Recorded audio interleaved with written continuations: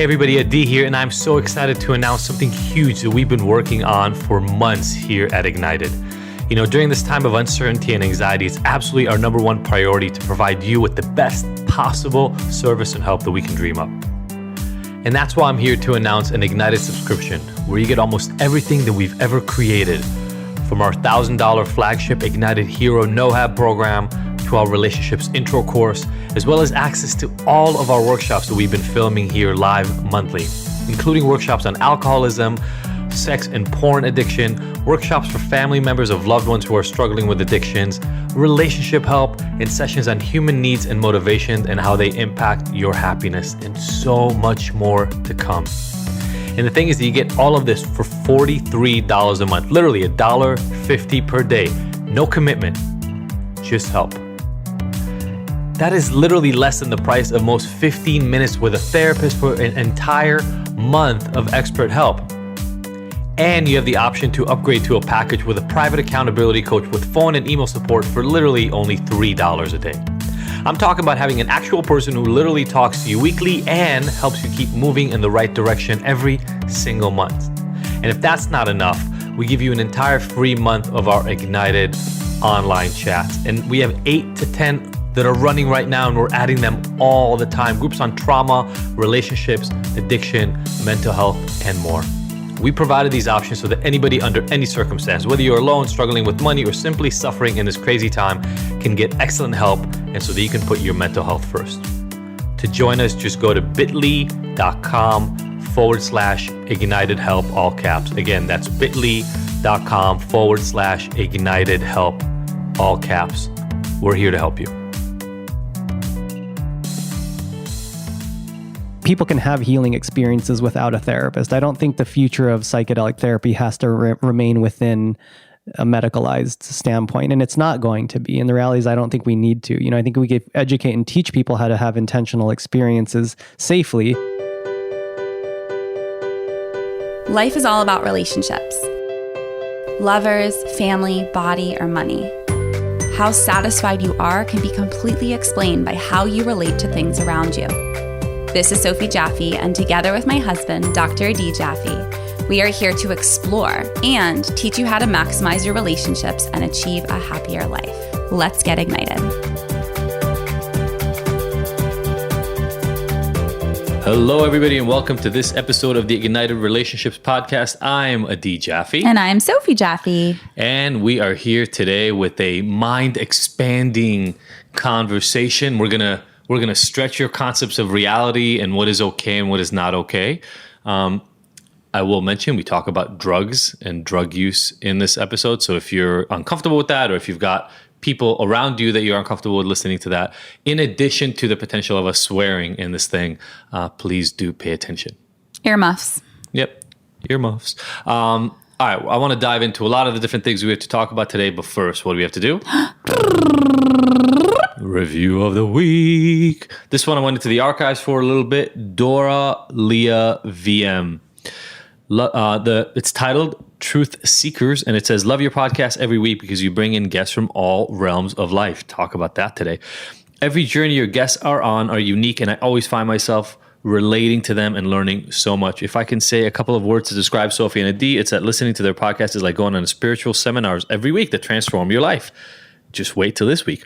Thank you for taking the time out of your busy day jobs to host podcasts that improve the lives of thousands, and then a million gratitude emojis.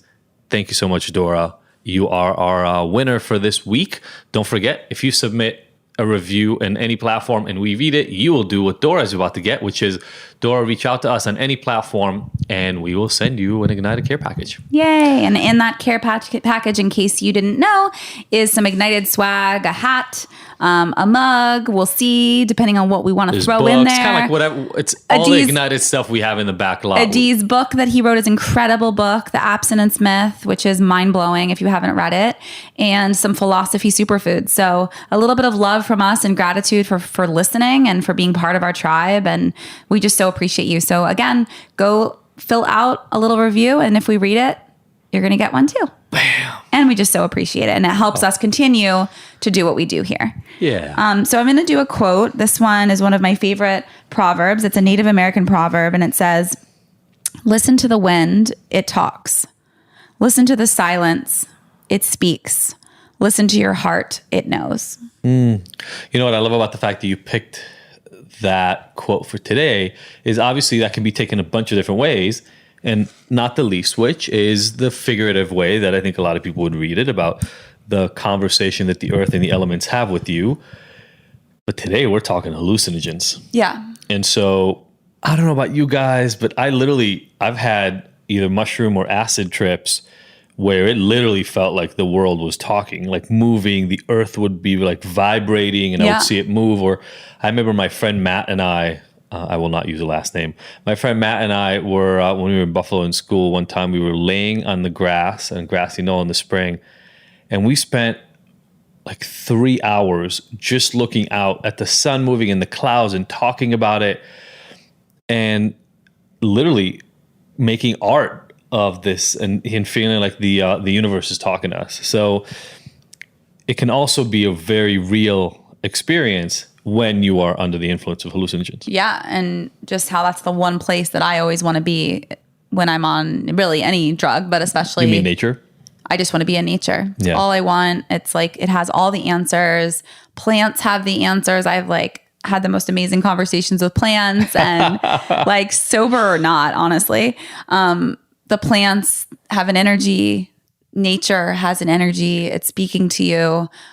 It provides so much beauty. You know what's interesting? Vitamins, nutrients. Like it's just crazy, that communication and that love, that relationship with plants. What? Totally. You know what's interesting is hallucinogens are such a weird class of drugs. So that's why we have Dr. Will Su with you here today. First of all, I love having a physician come and talk about this. Hell yeah. Because we talk about MAPS research, which we've told you guys about before in the context of MDMA, which is included in this conversation. But hallucinogens are one of the most controversial drug classes, in my opinion. Like, did you ever hear that thing when you were younger, Soph, that if you do acid like 7 times or people pick a drug, you're clinically insane, or that it sits in your body forever, and once you do acid, you can have these experiences forever and you can't have control of it? Like, some people take hallucinogens as a concept without issue, and some people think it's the craziest thing to do ever. And my argument is, first of all, nobody should ever be forced to do hallucinogens. But if you've ever done them, you know the thing I'm about to say is true. You will never look at life the same once you've had one substantial hallucinogenic trip. Absolutely. I mean, that's the coolest thing, is that you get to flip your perspective, which is why personally I can't do it a lot. That's why I can't. Like, I have so many friends that microdose mushrooms, and like I personally need to be in a place where I can really feel safe, that I can let go for hours. And we just don't have the luxury in our lifestyle because with 3 kids. We have 3 kids, and there's just so much that has to be set up in order to have that. But the times that we have been able to has been so much fun. I mean, you and I have only done it like twice together. Yeah, I think 2 or 3 times. And very, very mild, just microdosing. But we had the most amazing adventures. And it's just a way to connect that's far beyond anything you've ever experienced before, whether you've gotten really, really high or taken edibles with THC. I mean, there's some parallels. There's some parallels with THC. Oh, THC at high doses can absolutely be hallucinogenic. Yeah. And so I can see that, but it's still a very different energy. Oh, 100%. And every plant has its own, every drug has its own, profile and the way that your body responds to it. Like, some people love to drink certain types of think about the nuance of alcohol. Like, if you've really, since that's the one thing that's been legal as long as we've all been adults, think about the way, Sophie on dark liquor, Sophie on light liquor, Sophie on beer, Sophie on wine. I love that Sophie pretends like she drinks all the time with all these. I don't drink all the time, but I feel like it's something that people can relate to because it is the one legal substance. But it's like, I always joke around, everybody has a tequila story.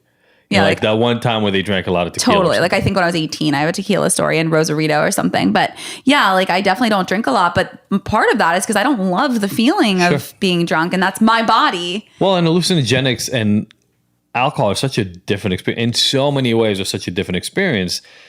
I don't know that when I first drank, I had a comforting experience, no doubt. Like, I was always really anxious. Takes the edge off. Always really worried about what people thought of me. 3 drinks in me as a 14-year-old, didn't care about it.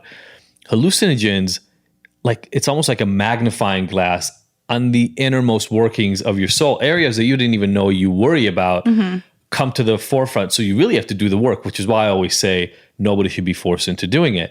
But what we're talking about today is general mind expansion for sure, but also therapeutic potential. And one of the things that I think is really amazing, I'm going to do a whole series of my Friday episodes on this and videos and articles, are some of the hypocrisies around these things. So even within AA, it's kind of insane. A lot of people don't know this, but AA's traditional AA followers are very much against the use of medicine in recovery. Like they say, people aren't sober if they do any mind-altering drug. Yeah. Even though the founder of AA had his spiritual experience on a hallucinogen. Interesting. And 15 years after creating AA, started having LSD experiences and other medically induced kind of mind-altering experiences that he thought could be amazing for people who struggle with alcohol. So the weird thing is, in my life, where there's this kind of war between, well, should people be able to use these things? And hallucinogens are pretty far along the continuum of medications are okay. Right. The idea, like Will talks about today, that you should be able to use these things therapeutically is very far left in AA, even though the founder of AA relied on it for his experience. Interesting. Yeah, he probably just didn't think that people were capable of that, No, he thought people should do it. Oh, he thought they should. He thought people should totally do it. And that's what's so it. interesting is this movement that he created ended up being so against it. And I think like there's so much judgment around hallucinogens. So I really wonder how people are going to take this conversation. Yeah. I mean, people that have probably tried it, those of you that have tried hallucinogens know it's the fucking shit, and that it gives you very profound experiences unlike anything else. It's not just like being really wasted. It is a spiritual experience if you let it be. And like Adi said, if you're willing to do the work, if you continue to do the work, it will show you those spots and those areas of your life where you could be focusing more. It'll magnify glass things that you maybe haven't thought about in a long time, or bring things up. Like I've sobbed about my dad on mushrooms, or like relationships in my life that I hadn't thought about in a long time. And that there's a beauty to that. I want that. I encourage that. But for those of you that have never touched an hallucinogen and have never tried mushrooms, have never tried LSD, just know that we're not encouraging you to try it. Just open up your mind, just like any other experience, and just listen. Yeah. Just be open without judgment, because that is the way to learn. And that is how we all learn best, is by reducing and eliminating all judgment and just having open arms to our guests and to us and to our experiences as we are vulnerable and share our hearts with you. Yeah, and know that just because something works for some people, it doesn't have to work for everybody. No, there's no reason for you to try anything that doesn't speak to you. And I think that's the cool thing about drugs that I learned from a really young age. I had a lot of older friends and very spiritual friends, and my sister's 9 years older, and she would come twice a year to come visit, and she would talk to me about different things. And so I was definitely aware of drugs, but wary of them. I didn't do them very much. And what I always love is that signs from the universe will come when you're ready. So ayahuasca has never been something that's really called out to me. It's never been something that like kept coming to me. But other drugs have, where it's been like, that keeps popping up. That keeps popping up. Yeah, and for people who don't know, ayahuasca is an incredibly strong hallucinogen that really was almost unheard of in main culture. But in the last 5 to 10 years, there's been a huge, almost like springing of its experiences, both traditionally, like in Peru and Brazilian Amazon rainforest, where it's been used for hundreds and hundreds and hundreds of years. South American countries. But then all of a sudden it kind of came to LA, where you'll have these shamanistic experiences here. And I think what you're saying is really important for people to hear. Just because something became popular should not be a reason for you to do it. Absolutely. Like I heard about edibles with weed for like the better part of my adult life, and they scared me. And the few times that I tried them, it just didn't work for me because they were illegal. And so it wasn't very consistent. And so then I just like didn't do them for 15 years. Now that they're legal, I've figured it out. I've finally figured it out. And it's so nice because I don't want to smoke, and I don't want my kids to smell it ever. I don't want like all of that. So when the kids are asleep, I can take half a gummy. I know it's 2.5 milligrams. It makes me feel safe. It's consistent. Figure out what works for you. And then do that. You don't have to drink just because that's what people do. You don't need to smoke just because that's what people do. You don't need to do mushrooms just because that's what we're talking about. By the way, you don't have to do drugs just because that's what people do either. Yeah. But what we're focusing on today, because this conversation with Dr. Sue is this mind expanding experience. So get ready. This is a cool conversation, guys. Enjoy it. Again, whether you're partaking or not, open yourself up to the potential for what is available in the universe. Yeah, what is possible beyond what is in your current sphere? That is the most fun, is when you can like open up your eyes to a new experience that you never knew existed. Absolutely. See you on the other side. Bye.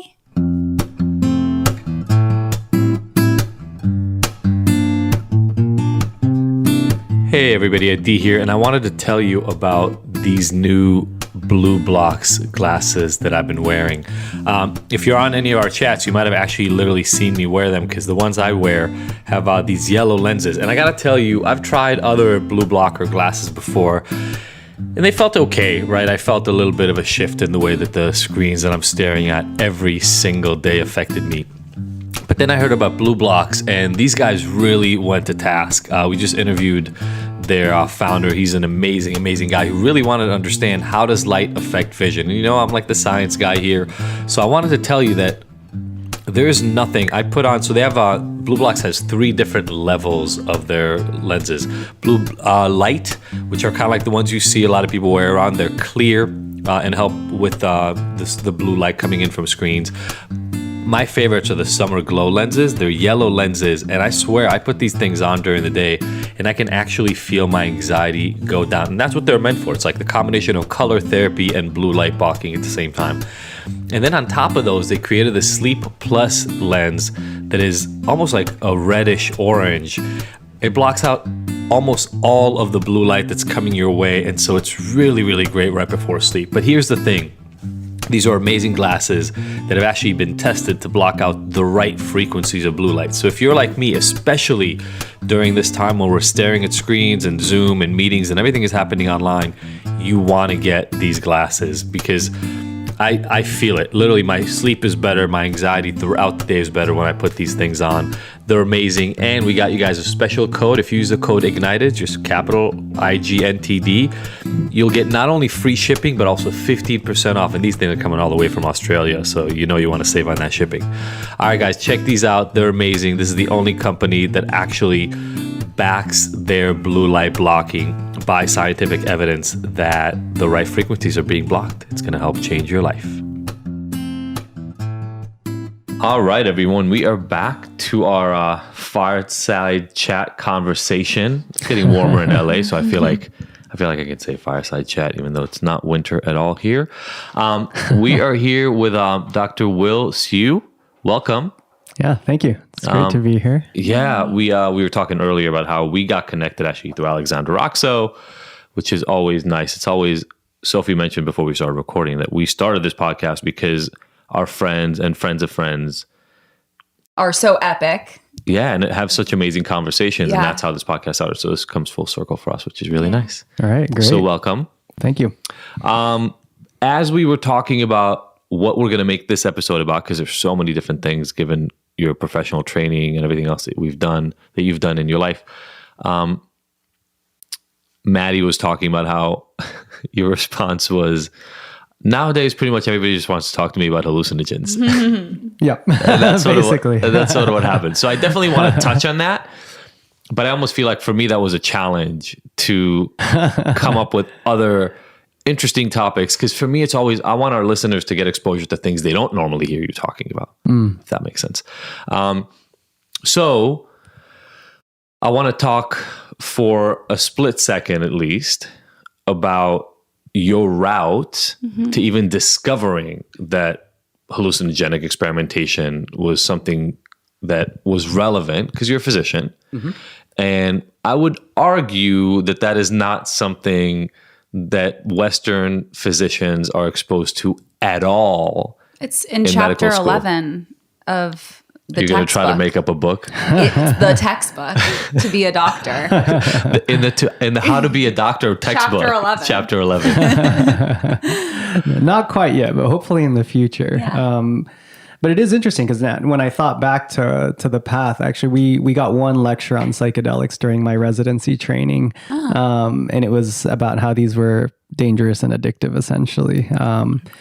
Which is generally the addiction approach, is they expose. I used to teach an addiction class at Cal State Long Beach and at UCLA, and really the textbook just went through the different drugs, discussed their pharmacology, and explained that they're addictive. Like that was it. That was what the course talked about. It was essentially the pharmacology of drugs, not addiction. Mm-hmm. Yeah, and so for me that was similar in the training, and then. So let's see, I just turned 40 earlier this month. And Happy birthday. Thank you. Happy birthday, man. Thank you. I was 33 when psychedelics first came into my just sphere of attention. At that time, I'm an MD PhD, so I got my medical degree at UCLA. I went to Oxford to get my PhD. And otherwise known as an overachiever.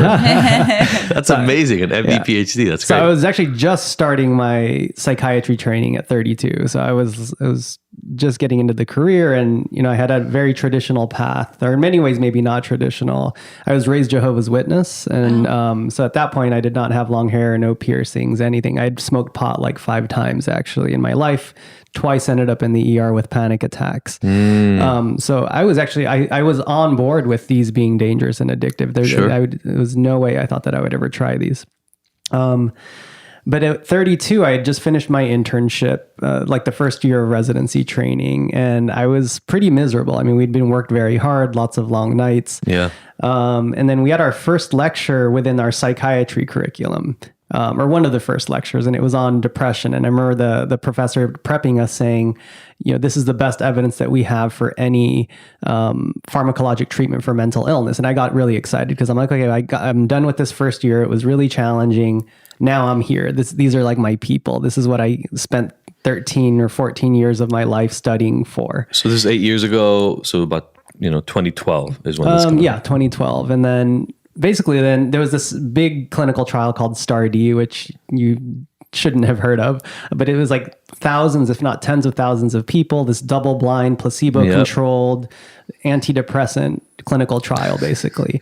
And they were like, okay, we did this whole thing, and lo and behold, about 1/3 of people after 6 months of double crossover no longer had depression. And I remember that I could still feel it right now. I froze. I'm like, 1/3? Are you fucking kidding me? Yeah. I'm like, I spent 14 years of my life. I'm in debt for 1/3 better. And then it killed me even more. And then they're like, that's compared to placebo, which is 19%. And I was like, for 10% better than fucking placebo. I'm like, what did I just do? And I'm like, and then I'm in my early 30s, and I'm like, I was literally I explored dropping out. I actually applied to management consulting firms, and I was going to leave, but I'm like, I can't do this. It's too late. I've just been jumping through hoop after hoop, hoping for something better. And then it was pretty random. My childhood best friend, he had done the opposite of me. He didn't do any school at that point. He partied and was in a band. He's a really interesting kid. But then because of the 2008-2009 crisis, decided to go back to school. So he was in his freshman year of college at 32, and he was taking physics. And through his social circle at school, got introduced to DMT right when this was happening to me. And he was like, oh my God, Will, he's like, you have to look this up. There's these videos, this Terrence McKenna guy's talking about and I'm like, no, these are addictive. Don't stop. But months later, as I was going through this, is finally when a light bulb clicked. He was like, oh no, they used to do research on this. And I'm like, yeah, right. And I went to our search engine with him, and I'm like, oh my God, there's all these studies from the 50s, 60s, and 70s at some of the best institutions. And I found this paper by a Nobel laureate who in 71, 72 at the government labs was publishing papers on DMT. And I'm like, this makes no sense. If these are addictive, these are dangerous, what happened? And that terrible. Completely changed the course of my career. Ugh. Yeah. Incredible. Okay, I've a ton to unpack in that story, so let me spend a few moments here. So first of all, this idea of lumping all drugs together is one piece of the puzzle, and I was in the same camp early on in my life, and then after I got into trouble with drugs. And my background is in psychology and behavioral neuroscience, and so it was the same thing we were talking about. Is kind of all that we really taught was, this is how drugs affect your brain, and it's all bad. That's the first thing. So it kind of almost everything gets lumped in together. The other piece that I want people to find out about, so that's one massive study on depression, but there have been meta-analyses since that suggest the prognosis is even worse, that essentially antidepressant medication doesn't do much above placebo, not even 10% reduction in symptoms. It might only really be beneficial for short periods of time for people in the most extreme versions of depression. And for anybody with moderate to low level depression, the efficacy is incredibly small. Yeah. Yeah. And unfortunately, in a field like psychology and psychiatry, 10%, 20%, let alone 30% improvement, that's a high watermark. Yes. If you can help 30% of people that you get in Western medicine around psychiatry, that is groundbreaking. Incredible. Yeah. I mean, that's like a Nature study published, JAMA is all about it. So what you're talking about is really having to completely reframe what you think you should even expect, because you're looking at that study going, what the fuck? This sucks. And the people who published this study are going, hey, look at the amazing success we've had. And I think the reason the conversation about these alternative approaches is so meaningful is it's almost like we got stuck in expecting very little from really any intervention that is supposed to help mental health. Yeah. I mean, I've had a lot of thoughts about this. I mean, I was very bitter in the beginning. I was very angry against like the medical establishment because I'm like, what happened? And exactly, like, did we set ourselves up for low expectations? But over time, I realized, I think, the medical establishment is trying its best, but it's very inflexible. One key thing for me at that time, and all of my professors at that time were like, don't stop talking about this. Don't talk about this publicly. Talk about it just with your friends. You're going to ruin your career, essentially. The hallucinogens. Yeah. Like, because I started talking about it, I'm like, wait, asking my professors, like, I found this study, I found that study. And everyone was like, don't, and this is at Harvard. And I was like, I felt ostracized. But interestingly, flashback to now, Harvard's actually one of the big institutions that, along with Columbia and Hopkins, already has, but they're opening up a whole psychedelic research institute like eight years later, And the difference between being the groundbreaker and the person 15, 20 years later who's just part of the stream is having the bravery to speak up. Yeah. But I think, one's the speak up, but I think for me, what I think relates to most, or most academics can relate to, is that there was a choice point where I had to say, it's either they are right and I'm wrong, or I'm right and everyone else is wrong. And in terms of I think that's hard for anyone to do, but definitely like within science and medicine, who's supposedly so research-based and science-based. But I was like, no, my felt experience, my knowledge, my research of this shows me that you are wrong. But that made me wrong in so many ways, right? That made me say, what was the 13 or 14 years of studying about? Why did I memorize all this shit? Why am I in this debt? Yep. And that's hard to do. And if you have people that, I was still kind of just early career at my early 30s, but if you have people scientists who have built their careers, nature, science, all this shit. And what I realized during my PhD was how most science is complete baloney, right? It takes 2 years at least to even get your research published to begin with. That's most of the general population doesn't know that. To get it published, let alone the time it took you to do the study. Exactly, but it's already outdated at best by the time it's in a print. 15 to 20 years is about the average amount of time science takes to propagate into clinical care. Yeah.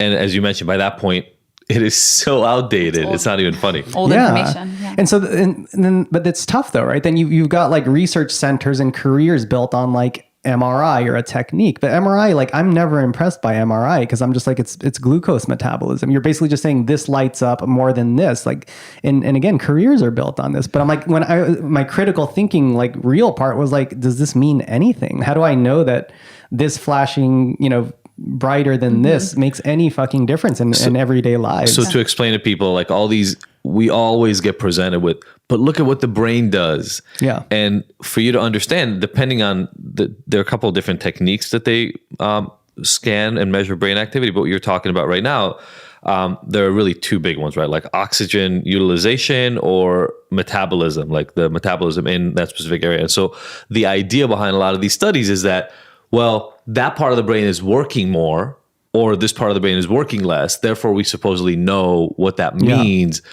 subjectively for the person experiencing it, and objectively. And this is my thing always about statistics, and people have a really hard time getting this. You talk about a big study. So background statistics and behavioral neuroscience. This is the thing that people misunderstand about statistics. Statistics' job, the role of statistical analysis in health, especially data, is to tease out the pattern that is true across all people who participate.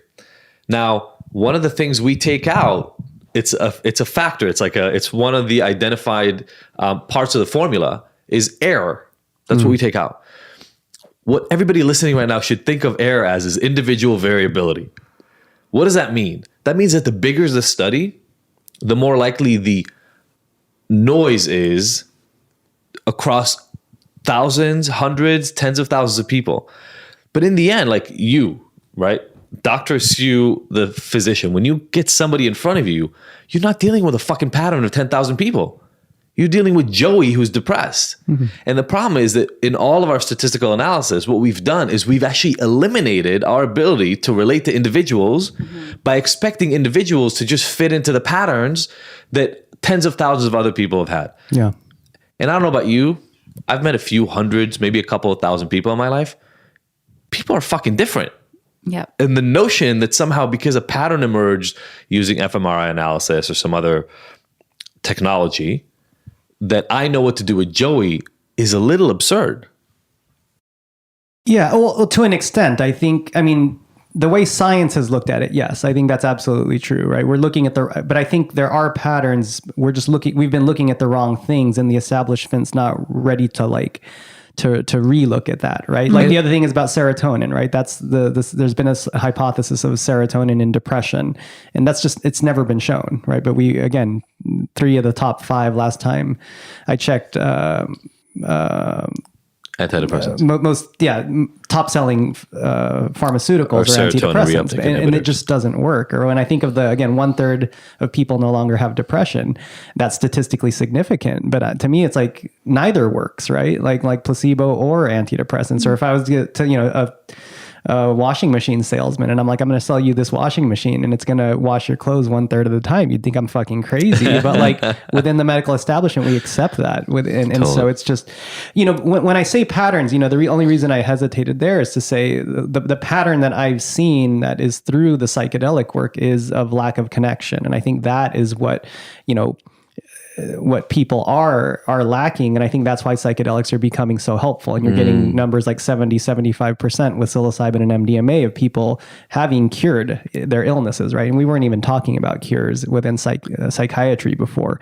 And so I think that, to me, is the main theme that we're seeing right now in all of wellness is lack of connection. How do we make more community? How can we be more authentic with each other? And that is honestly like what makes my job interesting, because Joey or Bob or Susan comes in and sits on my couch, and we discuss. It's like I find my way through that. That is my hypothesis right now, is how do we feel more connected to each other? And it makes it very interesting. So that was the only subtle thing as we were talking. And as you say that, the truth of how do we reach and how do we get that connection is impacted by the biology, right? But at such a complex level, we just don't have a way to technologically elucidate that from somebody. Like you need another person sitting there in front asking the questions, because it has to do with genetics and epigenetics, environmental exposure. By the way, historical environmental exposure, some of which is conscious and some of it is subconscious and people don't remember it. I mean, the layers that an individual brings to an experience are incredibly complex. Yeah, big time. And I'm glad you brought this up. It's interesting about you said environment and diet and all this stuff, because it's interesting. I went from this like MD, PhD scientist who only believed in hard data, and then got into the psychedelic and therapy field. And then I became like spiritual, and I'm like, oh, none of that stuff matters. It's all about the connect. But the reality is we're these embodied humans right now. Have you ever heard of Bruce Lipton? Yeah. Okay. So we've had him on the podcast. I love that man. his work is incredible, and it seems like it follows a similar path. Yeah, and right now, like I'm actually getting trained in functional medicine and what we're calling functional psychiatry. There's only like a handful of functional psychiatrists in the world right now, but it's interesting because one of my mentors that's teaching me about this was telling me about how that's like the future of health would be the trifecta of a practitioner that can do mind, body, and then spiritual and psychedelics, right? And he was teaching me, he's had such incredible experiences where he actually gets 23andMe. This guy, Jeffrey Becker, he's also in LA. You get 23andMe, do SNP analysis of like 3 different companies, then get your history of your labs. And with that, like replaces all the stuff that you need. And then we'll hit you with ketamine. And so the way he talks about it is because you're also getting this, there's also like, we're seeing shadow sides of psychedelics, right? Like there's all these retreats popping up that aren't doing great work, or ketamine clinics that are just, injecting you with ketamine, and set and setting isn't honored. But even when those things are all honored, you still have people that will feel amazing right after, but then 2 or 3 months down the line are back to themselves.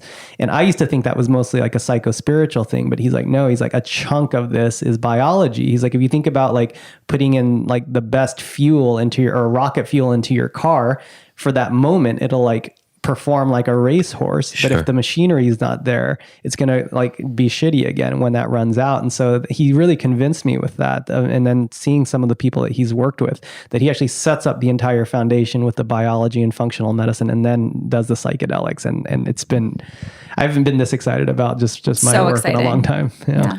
So, okay. Maybe this is a conversation you've had before, maybe it's not, but I want to get back. So you heard about DMT, and that was exciting to you. I had, by the way, a similar experience on a very different front about being told verbatim, don't talk about this. This is going to ruin your career. And I listened for a couple of years and then I stopped. But now I want to talk about bridging that gap between being exposed to some of these things and then becoming what you're known for now, which is incorporating them, understanding them better, doing the research and diving deep. And there are a couple of things that I want to throw out there, and then I just want to hear what you think about it. So first of all, my experience, both personal and I'll call it professional, because I sold drugs for 5 years out of my life, and hallucinogens were a big part of that. So I would get psilocybin mushrooms by garbage bags, like hefty garbage bags, a lot of LSD, DMT only once or twice, and even that was, I'm always unsure what you really get in the black market. That's one of the issues that I always have with the criminalization of drugs is we don't make it better. We just make worse drugs. So I've had a lot of what I would have called at the time recreational, still enlightening, but recreational hallucinogen use. And one of the things that I found that is most enlightening, and was in my experience, was when you experience these in life, there is a switch that flips in terms of your understanding of reality. And what I mean by that is, up until the moment where you experience a hallucinogenic journey of some sort, you think that the reality, the truth that you have seen your whole life through your eyes, is what real is. It's the only way you've seen the world, so it's the only understanding you have. And then all of a sudden you ingest this substance and the world shifts. Sometimes the paint is dripping off the wall. Sometimes your thoughts are all over the place. Sometimes colors are what you see, music, whatever it is for you. You have this experience, emotionally, psychologically, visually, orally, etc. And for me, at least, once I had that happen, I never trusted that the reality my brain was giving me in my normal sober life was it, because I'd seen behind the curtain to some extent. But that's recreational use. Nobody was guiding me through it. That was my experimentation. Yep. How do you see the difference between therapeutic, hallucinogen, intentional use, spiritual based use, because there was spirituality in my use as well, and this kind of more recreational approach? And then I've never seen anybody get addicted to hallucinogens. I've seen some people try. Yeah. Because they love the experience so much, they would continue using. LSD was one of the big ones, psilocybin another. But within a few days, sometimes a week, the dose tolerance that they would have would be so high, they would stop hallucinating and stop taking the medication. I've never seen anybody get stuck in that pattern, unlike cocaine, unlike meth, unlike cigarettes, smoking, and coffee, any of those things. Sorry, that was a lot, but I'd love to hear your thoughts. I mean, the only, again, caveat on that I would say is ketamine is I think fits within the hallucinogenic psychedelic component. I think there is a huge addiction potential there. And I think being in the crowds, I mean, I'm burner crowds, etc. There are people who are addicted to ketamine. So that's one that toes the line, but totally, I wasn't including ketamine. It's a completely agree. Yeah. I've never seen or heard of someone addicted to a classic psychedelic. It's interesting. I mean, I'm a physician. I work in this space, but I'm also like, I think it's important people can have healing experiences without a therapist. I don't think the future of psychedelic therapy has to remain within a medicalized standpoint, and it's not going to be. And the reality is I don't think we need to. I think we could educate and teach people how to have intentional experiences safely and take care of, what I would call bread and butter anxiety or depression, et cetera, and leave the really complex cases to people like me. I get much more interested in thinking, down the line, could we actually treat like personality disorders with psychedelics? Can we treat even like first break psychosis? Can we do like recidivism for criminals and that sort of thing? To me, that gets interesting, and there's going to be plenty out there for everyone. But if we can really just establish how to help people learn about these medicines themselves. But that does, I guess, bring to the forefront of so why is it helpful to have a therapist? And I do think having someone trained that not just trained, but that really understands it. Because I actually, I tell people there's like 5 or 6 healers in this country that I would completely trust, sitting a session for me or a loved one. And half of those are not even trained therapists. They're just amazing human beings who understand healing. But I think when you have someone, at that really understands it, they're able to guide you through the really challenging parts of a psychedelic experience that might, because the way I think of psychedelics, my favorite definition is Stan Grof's. He says they're non-specific amplifiers of the unconscious. So, right, we have conscious thought, we have unconscious. And to me, like psychedelics open up the filter and they allow just what's under there.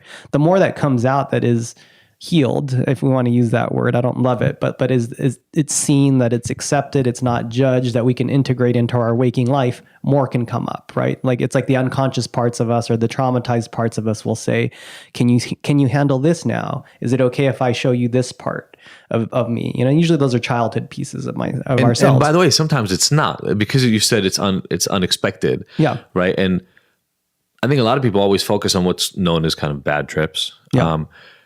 And I've had a handful of them. They are sometimes terrifying while you're going through them, and yet are the best teachers, because what's being shown to you, what has been shown to me historically, are the parts of myself that I really just did not like. Your shadow. And I had to confront it. And sometimes it was really uncomfortable for hours. And so I just wanted to say that that's the part to me about hallucinogens that is nice to have a guide, because people can get stuck in that place, and without guidance, it can feel like the pit of hell, literally. Yeah. Yeah. During or after, if you don't have the support. Like I remember I had an intentional planned MDMA experience that was legal as part of my training as with MAPS. And I felt it led to, at that time, the biggest healing experience I ever had around. It was a traumatic experience of physical abuse when I was a kid and feeling very lonely, but I had seen it repeat and repeat in my romantic relationships. Well, during that MDMA experience, it brought all of it back to the surface from that original experience. But that helped me understand. But it brought it up, but it wasn't healed within that 1 week time frame of this research study. I actually continued to be depressed, and I got really suicidal in the weeks to come. But luckily I had that therapist that was like holding me, and I was able to discuss and bring it up. And it was like, this is how painful it is. And I was finally able to work through it. But I was in 3 days a week psychotherapy at that point. Most people don't have that kind of support. And so, it can be destabilizing and yeah, it can take people and leave people in a very dark place. And that's the one place where I think having therapeutic support is key as we figure this out. Yeah. Because I shouldn't say as we figure it out. This stuff has been used for some of it for thousands of years, some of it for hundreds of years, and almost all of it for at least decades. Yeah. So it's not like we're just figuring it out, but integrating it into a systematic way of being able to help people outside of mere experimentation. Yeah. I've actually had this idea recently about how do we help people, how do we help people use this themselves? And I had this idea recently, like if you had like 5-6 people that you're really close to, that you trust, and you do something intentional and say, okay, we're going to get together every Sunday night for 3 hours. We're going to put phones away, no alcohol, no small talk. We're just going to like be human with each other. And if once a month you took a low dose, not a microdose, but like a 20% dose of mushrooms and just sat through that, over time, that would be incredibly healing to the group. And you wouldn't take the risk. Usually like the big insights that lead to like someone feeling destable during or after a psychedelic experience are with full doses. But like people, I've never even heard of someone having like a really rough time on like a 20% dose of mushrooms. And to me, like if people just started doing that, you wouldn't have to go to these sketchy underground therapists and pay a bunch of money and go to Amsterdam. That would just be healing if people could do that. Yeah. It's funny when you say the first thing that gets brought up for me is, like I mentioned back in the day, literally big, like those big black hefty bags. Do you have any more? I would know. I wish I threw everything away. But we had so many of them. So me and the guys who were kind of working for me back then, we would sometimes wake up in the morning and just put a stem in our mouth and just chew on it throughout the day and have these beautiful days. But here's the thing. I have no idea what doses I was taking. Like people would ask me and I would tell them ahead of time, hey, we tried these mushrooms out. They're really, really strong. If you normally take 1/2, do not take 1/2 of this. You will lose your mind. Take less. Yeah. So it was all very experiential. That's a long way for me to say. I wonder, here's what I'm afraid can happen.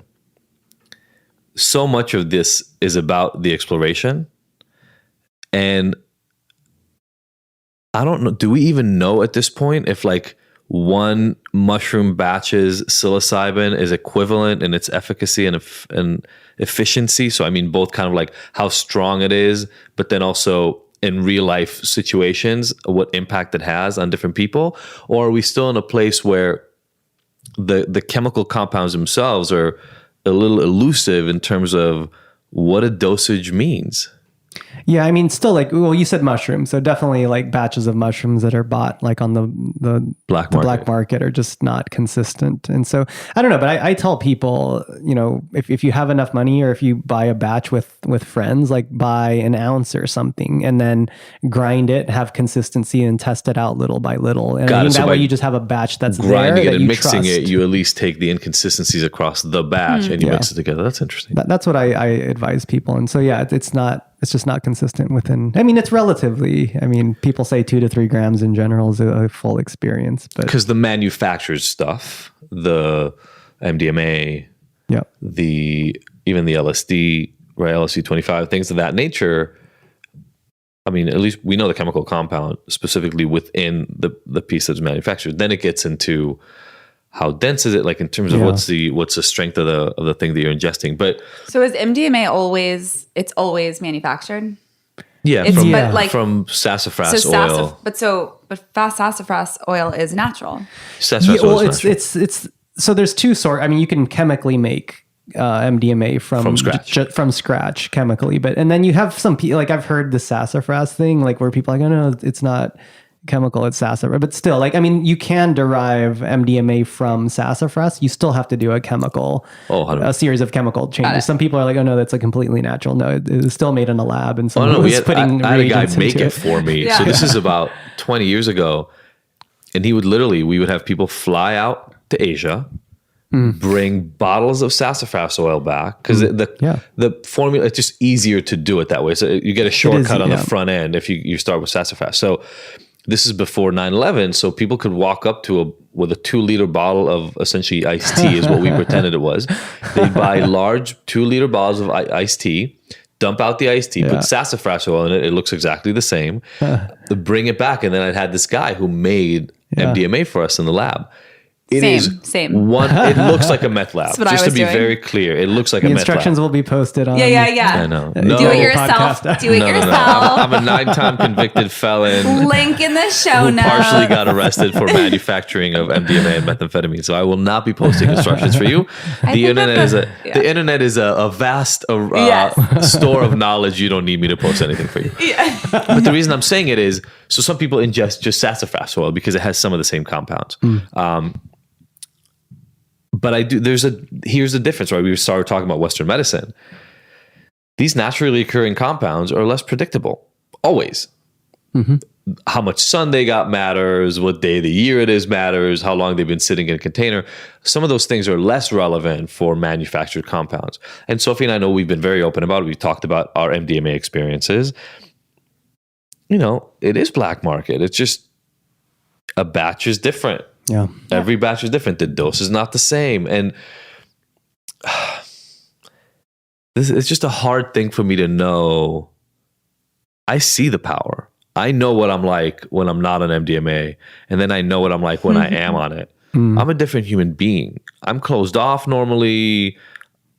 Emotionally, I'm very selective in what I show and what I don't.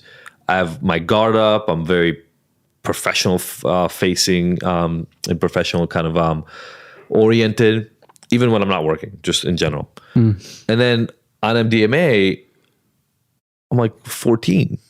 I'm not 7. I'm not emotionally immature, but I'm not as... You're just free. I wouldn't say you're 14. I think you're the freest version of you because you're an adult. You're not 14. Like my experience of you is like you're a confident, strong... you're still in that provider role. You still are like I'm not jaded. You're not jaded. I think that's one of the big things. Pure, you're pure. It makes you pure. In particular, I'm not jaded. Yeah. It's like I have this openness that is just not, you know what, guys, I've been doing this work for 20 years. Yeah. It's not like I'm not looking. I'm looking constantly, but I get on half a dose to a dose of MDMA, and there are parts of me that I feel relatively unable to access. Now, I want to keep doing the work to be able to access as many of them in my regular everyday life. I don't want, and I talk to Sophie about this all the time, I don't want the MDMA experience to be the only place I get to access it. But I also don't want to live without that part of me. I would argue that over time, we've done this now medicinally, you and I and our friends, for the last like 6 years, I think. Yeah, we've done it a few dozen times. A handful of times a year for the last 6 years. And I would say that we have incorporated aspects. I can speak for myself. It has helped me heal from an abusive relationship I was in for 5 years that was physically abusive, most importantly, psychologically abusive, manipulative, scary. I was scared all the time. And I shut down my sexuality because he was so abusive. And MDMA has single-handedly healed parts of my sexuality, sensuality, trust in ways that the therapy that I've also done a lot of therapy. Again, the aspects that it hits and the way that it's like 25 therapy sessions in one. And that power. We've shared about some of the Israel PTSD studies on MDMA, and 2 MDMA sessions thrown into a 3-month weekly therapy. 80%. Tripled the impact of the therapy. Tripled it. Like you were talking about 25, 30%. That's what they got without MDMA. With MDMA thrown in fucking twice. Twice for people who would never have done it otherwise. 75 to 80% resolution of PTSD, which is something we used to think is almost unsolvable. Like, it's insane. It's insane. The impact that it has. And the reason I want to share about these things is because I'll be honest, I used to be addicted to meth. I'm never supposed to touch this stuff. I'm the once an addict, always an addict fucking mentality bullshit in our society, that's why I hate that all drugs get lumped in together. Haven't tried meth in 20 years, but like Sophie mentioned, we tried this stuff. And again, I think I'll use this fucking term, I hate it, but I think I'm relatively woke in the scheme of at least doing the searching. I'm barely able to access the tip of the iceberg compared to what I get when these experiences are on board. And if we can jump for a second, because now you've done this work professionally in a few different arenas. You talked about like ayahuasca experiences in Peru and things of that nature. I struggle internally all the time with the potential on the high end of what if everybody had these experiences and we all could share more together and we all understood each other better and we all be more open, with the abuse / misuse / darker side that some of these things can take on sometimes. I don't know if that's I'm sure it's a question you've thought of. What comes up for you around that?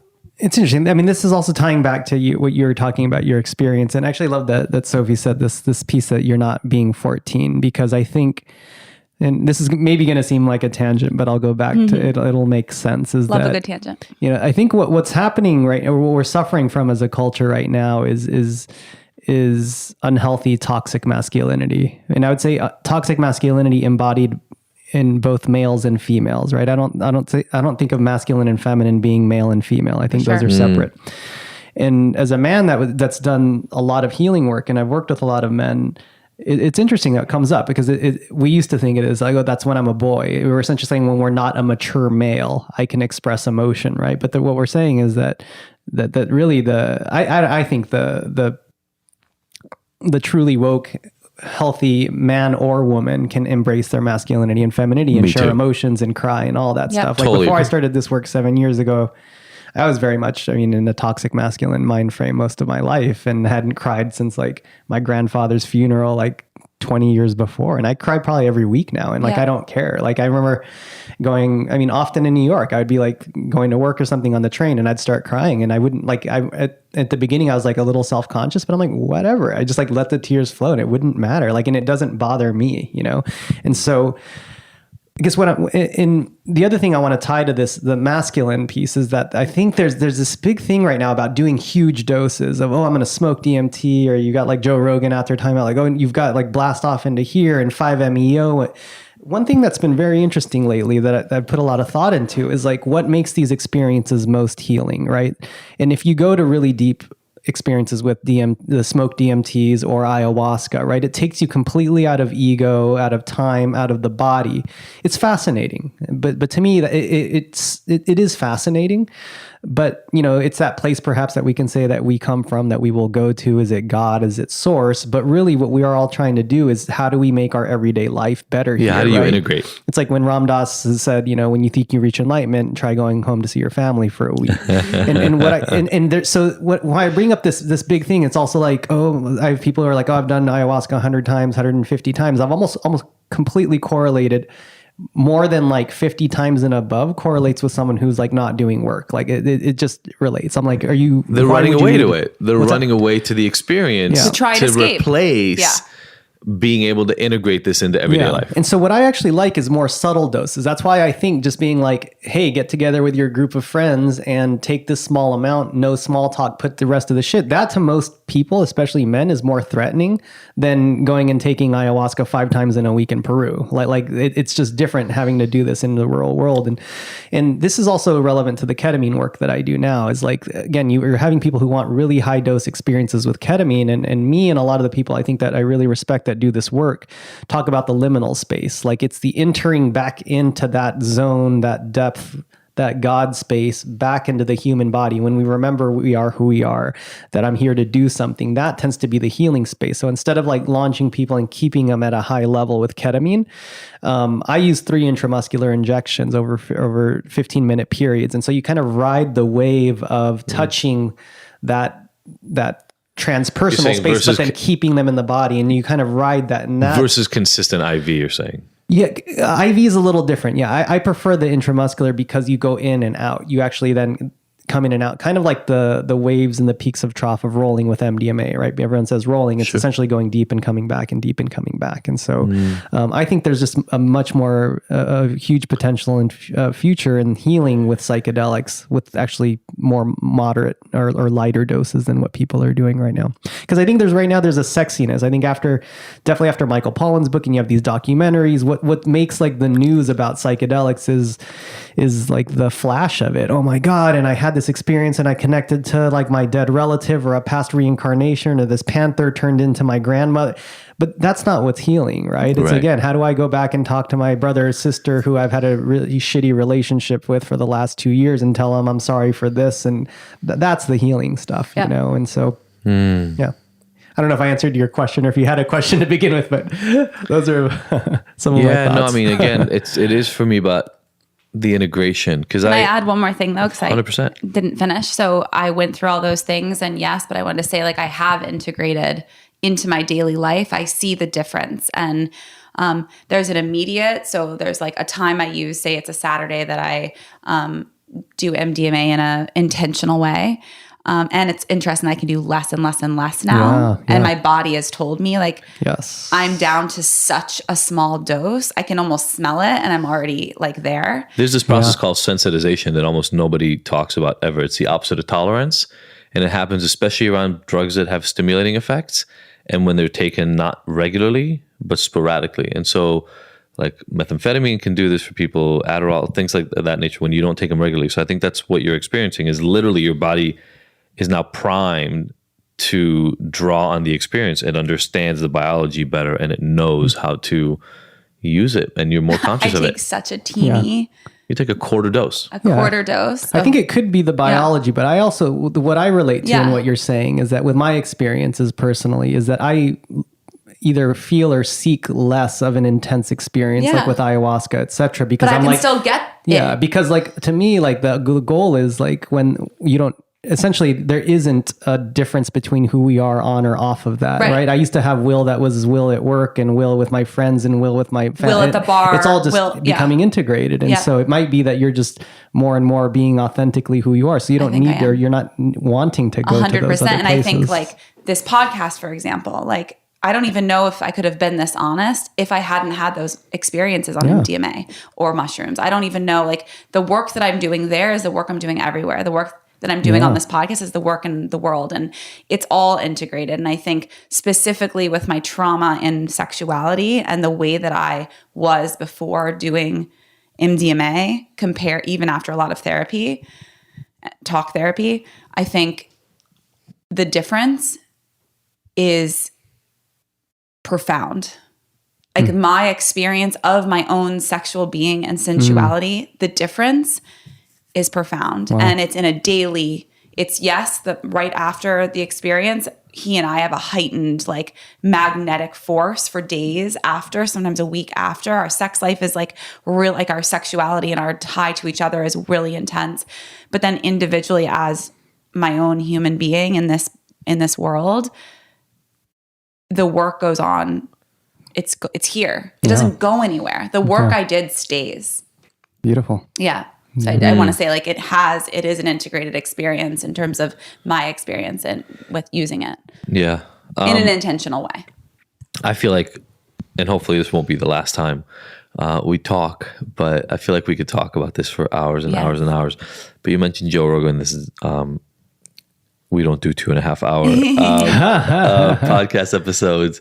And so anything that you want to say, given the work you've done with people, what you've seen, anything at all to leave. I always love leaving our listeners. We still have questions for you, but leaving them with actionable tips. So we already talked about some specific things, but anything you want people to know?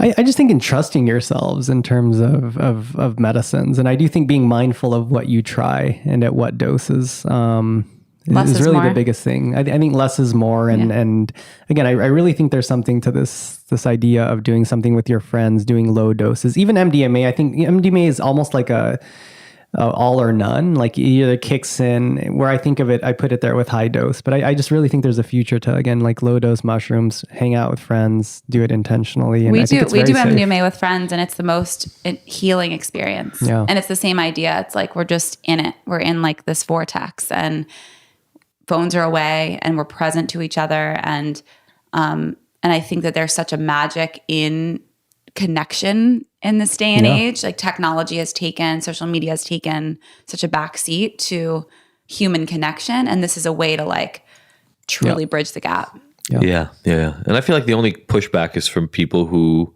are afraid. are afraid or have themselves. bought into the repressed way of living and that is what we're supposed to do. We have to be repressed, right? That sort of puritanical, the id or the part of you that seeks for joy, carnal kind of joy, like physical, pure joy is evil. I think those are the people that resist, because the way we experience it is there's nothing sinister about it. And so it is interesting to have this conversation and just how much more open people have gotten over the last 5 to 10 years. Yeah. Thank you so much for being here. We've got 5 questions we ask every single one of our guests. People love this part. So it's time for you to be in a hot seat. Are you ready? All right. Let's You're do literally it. sitting on the chair in a hot seat. It's great. I love it. Number 1, what is the best advice you've ever received? Wow. This is surprisingly hard. And it's the first thing that comes to mind, not like a right or wrong. Yeah. I think just trusting myself, like deeply, deeply trusting myself. I love it. That I know what's right for me. Do you remember where you got that? No. Good. Okay. Along the way. Yeah. Number 2, what has been your proudest moment? Ooh, I don't do proud very well. I don't know. I think like recently, I guess what comes up is I worked with Goop and Gwyneth Paltrow on their Netflix series, and that came out last month. And I think that was a culmination of a lot of the work that I put in personally and professionally over the last, 8 years or so when I got into psychedelics. So it was a beautiful moment for me. Beautiful. Yeah. That's Those awesome. are great check-ins.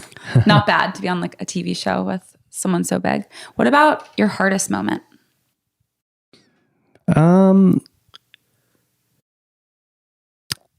Yeah, there's one of 2 times that comes up, but I guess the biggest one, I think, when my father died, which was like one of my big mental health crises when I was like 27 years old. I think that made me really look at everything, and it was really the catalyst for my healing, even though I didn't know it at that time. So it was just through my entire world. Yeah. I lost my dad. What was I, 33? I was a baby 10 years ago. 33, yeah. It's still weird. Yeah. I still don't understand that it happened. Sometimes it's very strange. I still, P.S., holding you accountable. I think there's a lot in that you still need to unpack. I guarantee there is. It was a very convoluted relationship. So Yeah. Same. yeah. So there's probably a ton to unpack, and then now I have to unpack it myself because I don't have anybody else to unpack it with. I'll about unpack Sophie? it with you. No, but I mean the unpack it with internal, you. like I'm the here. internal memories of things. I don't have ways to run things by him anymore. Like, is this really what happened? How do you remember it? Like, it's just I'm now just left with the memories that I have. Yeah. It adds a whole nother layer for sure. Yeah. What about self-care? What do you do like on a daily basis to check in and stay grounded? To me, the biggest, I think, and most important tool we really have for healing is our breath, I think. And so it's stuff that gets me deeper and deeper into my breath. There's this quote by Fritz Perls, who was a German psychoanalyst in the early 20th century, who said, "Fear is excitement without the breath." And I really love that quote because I really think, I can go on a tangent for a while, but I think anything that if we can breathe into it, we really see the beauty, the awe, the novelty of whatever experience it is. So the breath. Beautiful. Yeah. I love it. And then last but not least, this podcast is called Ignited. What ignites you? I think just authentic connection and healing. Like I love the work that I do and just getting to know people and helping them be more who they are. It's why I'm here. I love it. And we glad appreciate you're it. here. Yeah. Thank you so much for Awesome. stopping by. This has been amazing. As always, I'm going to leave you guys at home or in your car, wherever you are. Maybe not if you're in your car right now, but take a screenshot of this right now. Tag Will, tag Sophie, tag me, tag Ignited, and tell us what your takeaway is, like your biggest takeaway from this. I always find that if we don't stop for a moment and actually Connect. allow it to process and consider what it is that we just took away, even the best lessons just get left aside. So do that, tag us, let us know, DM or share publicly, whatever you feel comfortable doing. And we would love to hear from you. Thank you so much, man. All right. Thank you guys. See you all next week. Bye. Bye. Thank you, everybody, for listening to the Ignited podcast. We were so happy to have you along for this ride. Please go and subscribe to this. Leave us a review. We love hearing from you. And if you want more, don't forget to go to ignited.com, where all the podcast episodes are available with show notes and so many of the little details and links from each one of these interviews. And you can look at all the future events that we have going on, all the things that make Ignited so special, even beyond this recording. Again, thank you so much for joining us. We will see you next week.